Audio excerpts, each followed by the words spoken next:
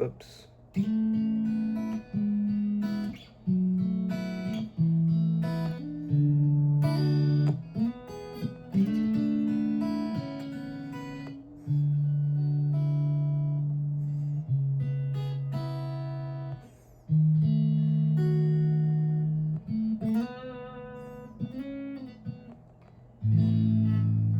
Anyway, I wanted to talk about just technique in this video. There's so many great instructors out there talking about theory and all that. So I just want to talk about technique. And this video is mainly about chords and arpeggios. Okay, that's 5:22. I got to make this video within 10 minutes. Anyway, arpeggios, in my opinion, are the ultimate barometer of your mastery of chords. I just dropped my pick right in the beginning of the video. I finger styled the intro, but I do have a pick. And so let's say we're doing these chord changes. This G chord, by the way, is a really bad habit. Do not, if you have skinny fingers, don't fret the G like this, like me. This is just a bad habit that I can't unwind. Instead of doing that, because when you do that, if you do that at 60 and then 80 and then 100 beats per minute, you're not going to be able to hear the difference of not fretting the G in time. So do it arpeggiate. See, that's wrong.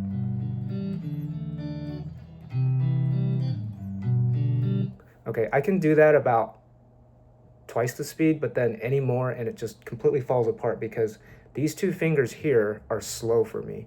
So this is the toughest open chord change for me, is into the open G. Because of these two fingers, they have to travel, right? The reason why arpeggios are so great is because it's almost like going into the bathroom, a gas station bathroom with super intense fluorescent lights, and you look at your face and you can see all the imperfections, all the acne scars, what have you in your face.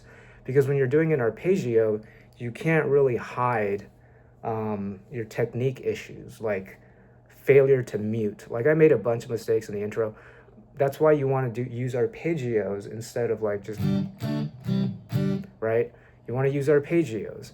And there are a lot of songs, like most songs you learn the chord structure, you can actually arpeggiate it. So try doing that. You can arpeggiate songs from John Mayer, Jimi Hendrix, the Rolling Stones. There are other songs that are already arpeggiated that are great to learn just for arpeggiating. And I'll get to those later. But the second benefit of arpeggiating is it really gets you to understand the intervals. So let's do an E major. So we know this is a perfect fifth. And that's the major third, minor third, right? You're not going to be able to hear all of that just by doing the chord. You have to arpeggiate it. And a couple songs for arpeggiation, practicing arpeggiation, obviously Hotel California by the Beatles, and let's see, Children of the Dam by Iron Maiden, House of the Rising Sun. Those are just three examples. There are hundreds more. And out of those three, I would say that House of the Rising Sun is the most difficult. Even though it's the easiest in terms of chords, it's just A minor, C major, D major, F sharp, or I'm sorry, F major, A minor, E major, A minor, E major. Now, that's the easiest in terms of like the chord structure, because in Children of the Dam you have stuff like this. Basically, it's an open C that you shift up. The reason Children of the Damned, House of the Rising Sun is the most difficult is because it has a gallop pattern to it. And not only that, when you go back to the E, you have to gallop it faster.